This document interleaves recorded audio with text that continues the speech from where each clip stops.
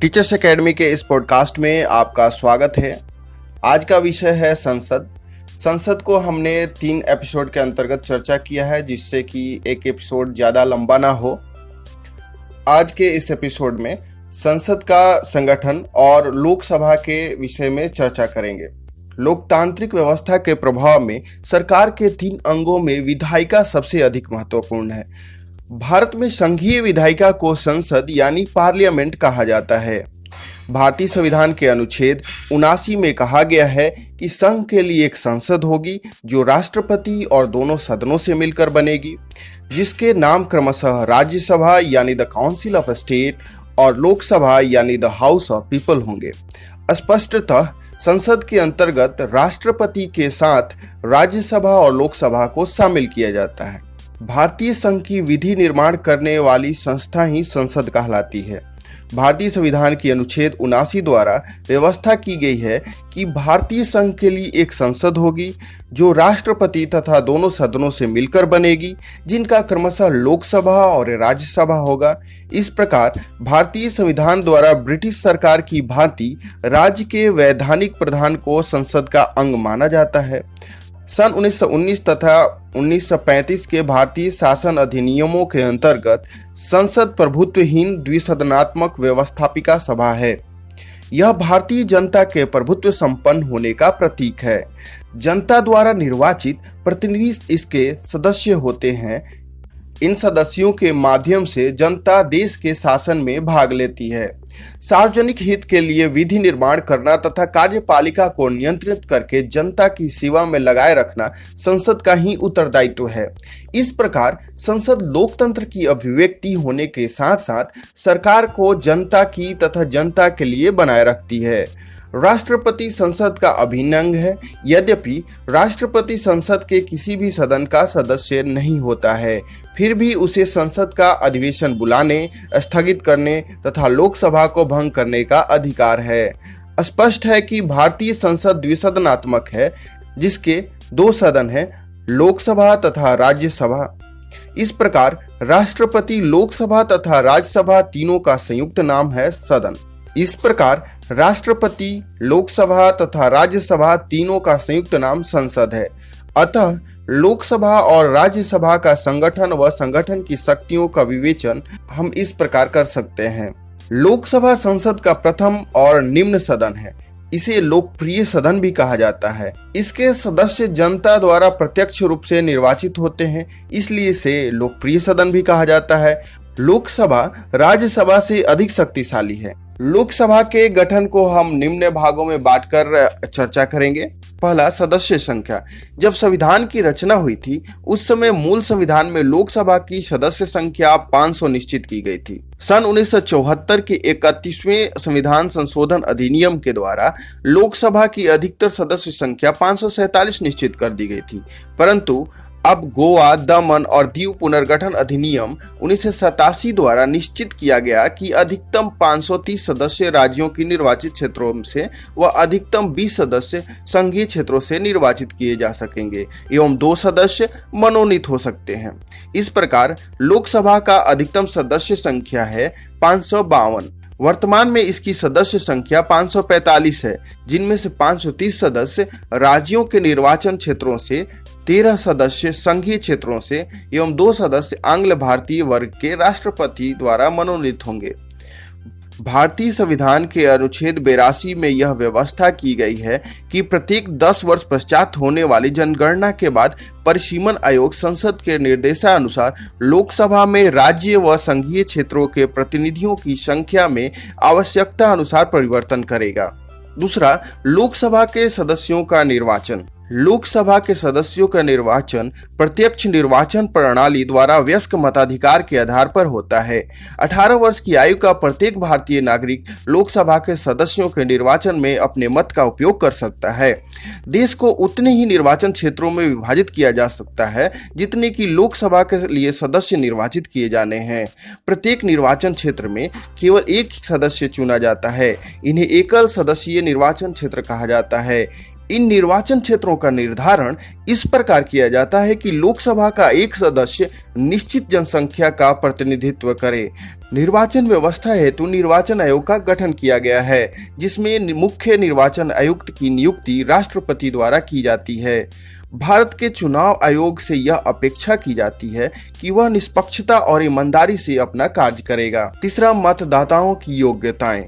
लोकसभा के निर्वाचन में उन समस्त व्यक्तियों को मतदान का अधिकार है जो निम्न योग्यताओं को पूर्ण करते हैं: जो भारत का नागरिक हो, जिन्होंने कम से कम 18 वर्ष की आयु पूरी कर ली हो, जिनके नाम उनके निर्वाचन क्षेत्र की मतदाता सूची में अंकित हो, जो पागल, दिवालिया अथवा कोढ़ी न हो, जिन्हें संसद के किसी कानून द्वारा किसी अपराध के कारण मताधिकार से वंचित न किया गया हो। निर्वाचन आयोग द्वारा सन 1996 में लोकसभा चुनाव के लिए फोटो पहचान पत्र मतदाता के पास होना अनिवार्य कर दिया गया था। चौथा, सदस्यों की योग्यताएं। लोकसभा की सदस्यता के लिए उम्मीदवार के लिए संविधान के अनुच्छेद 102 के द्वारा निर्धारित योग्यताएं हैं: वह भारत का नागरिक हो, कम से कम 25 वर्ष की आयु पूरी कर चुका हो, संसद के किसी कानून के द्वारा अयोग्य न ठहराया गया हो, भारत सरकार या राज्य सरकार के अधीन किसी लाभ के पद पर कार्यरत न हो, किसी न्यायालय द्वारा पागल या दिवालिया घोषित न किया गया हो। पांचवा, कार्यकाल। संविधान के अनुच्छेद 83(2) की व्यवस्था के अनुसार लोकसभा का कार्यकाल प्रथम बैठक की तिथि से 5 वर्ष निर्धारित किया गया है। यह अवधि पूर्ण होते ही लोकसभा भंग हो जाती है, परंतु 5 वर्ष के पूर्व भी प्रधानमंत्री के परामर्श पर राष्ट्रपति द्वारा लोकसभा को भंग किया जा सकता है। आपातकाल में लोकसभा का कार्यकाल एक बार में 1 वर्ष तक बढ़ाया जा सकता है। छठा, वेतन, भत्ते तथा पेंशन। 2010 में संसद द्वारा संसद सदस्यों के लिए वेतन भत्ता तथा पेंशन भत्ता संशोधन अधिनियम पारित किया गया। इस अधिनियम के अंतर्गत वर्तमान में दोनों सदनों में प्रत्येक सदस्य को 50,000 रुपये मासिक वेतन, 45,000 रुपये मासिक निर्वाचन क्षेत्र भत्ता तथा 45,000 रुपये कार्यालय खर्च प्राप्त होते हैं। प्रत्येक संसद को अधिवेशन में भाग लेने, समितियों आदि की बैठकों में भाग लेने तथा अन्य ऐसे ही कार्यों के लिए 2,000 रुपये प्रतिदिन के हिसाब से भत्ता प्राप्त होता है। इसके अलावा प्रत्येक सांसद को निःशुल्क निवास, टेलीफोन, प्रथम श्रेणी में रेल यात्रा, बिजली, पानी व चिकित्सा की सुविधा तथा हवाई यात्रा की सुविधाएं प्रदान की जाती है। संशोधन के पश्चात पूर्व सांसदों को 20,000 रुपये प्रति माह कम से कम पेंशन प्राप्त होता है। सातवां, पदाधिकारी। संविधान के अनुच्छेद 93 के अनुसार लोकसभा के सदस्यों में से ही एक अध्यक्ष और एक उपाध्यक्ष निर्वाचित किए जाने की व्यवस्था है। इन दोनों पदाधिकारियों का कार्यकाल 5 वर्ष का होता है। इससे पूर्व भी स्वेच्छा से ये अपने पद से त्यागपत्र दे सकते हैं। इसके अतिरिक्त उन्हें 14 दिन के पूर्व सूचना पर लोकसभा के तत्कालीन सदस्यों के बहुमत से पारित संकल्प द्वारा पद से हटाया जा सकता है। लोकसभा के अध्यक्ष को वर्तमान में 1,25,000 रुपये मासिक वेतन मिलता है। इसके अतिरिक्त अन्य सुविधाओं में निःशुल्क आवास आदि सुविधाएं भी प्राप्त हैं। अध्यक्ष की अनुपस्थिति पर उपाध्यक्ष सदन की अध्यक्षता करता है। लोकसभा का अध्यक्ष सदन की विश्वास पर्यंत ही अपने पद पर बना रह सकता है, परंतु अविश्वास की स्थिति में एक विशेष प्रक्रिया द्वारा लोकसभा के तत्कालीन सदस्यों के बहुमत से उसको पद से हटाया जा सकता है या वह स्वयं त्यागपत्र दे दे। आठवां, लोकसभा अध्यक्ष की शक्तियां एवं कर्तव्य। संसदीय कार्य संचालन नियम 1950 में लोकसभा अध्यक्ष की शक्तियां एवं कार्यों का वर्णन मिलता है। लोकसभा अध्यक्ष के प्रमुख कार्य निम्न है: लोकसभा की बैठकों एवं कार्यवाही का क्रमशः अध्यक्षता एवं संचालन करना, लोकसभा के नेता प्रधानमंत्री के परामर्श से सदन की कार्यवाही का कार्यक्रम निश्चित करना, प्रधानमंत्री के परामर्श से राष्ट्रपति के अभिभाषण पर वाद विवाद के लिए समय निश्चित करना, सदस्यों से प्रश्न पूछने की अनुमति प्रदान करना, कोई विधेयक धन विधेयक है या नहीं इसका निर्णय करना, संसद के संयुक्त अधिवेशनों की अध्यक्षता करना, संसद सदस्यों को अनुमति देना और भाषणों का क्रम व समय निर्धारित करना, विभिन्न विधेयकों एवं प्रस्तावों पर मतदान कराना एवं परिणाम घोषित करना तथा प्रस्तावों के पक्ष एवं विपक्ष के मतों की समानता होने पर निर्णायक मत देना, लोकसभा सचिवालय पर नियंत्रण रखना, सदन में शांति एवं अनुशासन बनाए रखना, संसद द्वारा पारित विधेयकों पर हस्ताक्षर करके राष्ट्रपति की स्वीकृति हेतु भेजना, कार्य स्थगन प्रस्तावों को प्रस्तुत करने की अनुमति देना। 9वां, अधिवेशन।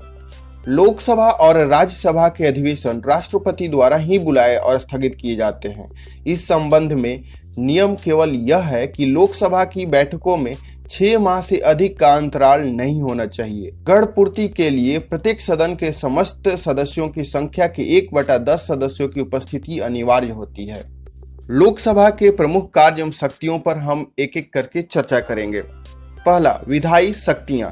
लोकसभा का प्रमुख कार्य जनता की इच्छाओं के अनुरूप विधि का निर्माण करना है। यद्यपि संविधान ने विधि निर्माण के संबंध में संसद के दोनों सदनों को समान अधिकार प्रदान किया है, फिर भी मतभेद की स्थिति में लोकसभा राज्यसभा की अपेक्षा श्रेष्ठतर होती है, क्योंकि संयुक्त अधिवेशन में लोकसभा का ही बहुमत रहता है। कोई भी विधेयक लोकसभा की स्वीकृति के बगैर कानून का रूप धारण नहीं कर सकता। कोई भी विधेयक जब दोनों सदनों लोकसभा और राज्यसभा से पारित हो जाता है, तब उसे राष्ट्रपति के हस्ताक्षर के लिए भेज दिया जाता है। संसद द्वारा पारित विधेयक राष्ट्रपति की स्वीकृति प्राप्त करने के पश्चात विधि का रूप धारण कर लेता है। इस प्रकार विधि निर्माण के क्षेत्र में अंतिम शक्ति लोकसभा में निहित है। दूसरा, वित्तीय शक्तियां। लोकसभा को व्यापक वित्तीय शक्तियां प्राप्त हैं। धन विधेयक एवं वित्तीय विधेयक केवल लोकसभा में ही प्रस्तुत किए जा सकते हैं तथा कोई विधेयक वित्त या धन विधेयक है या नहीं, इसका निर्णय भी लोकसभा के अध्यक्ष द्वारा ही किया जाता है। लोकसभा द्वारा पारित किए गए वित्त विधेयक को राज्यसभा द्वारा 14 दिनों के अंदर अनुमोदन आवश्यक है।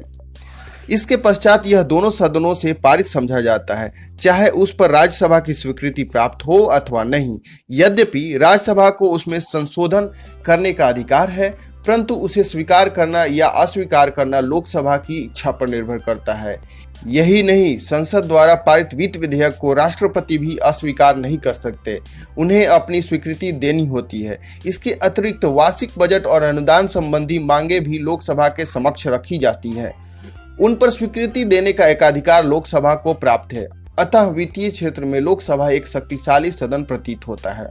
तीसरा, संविधान संशोधन की शक्ति।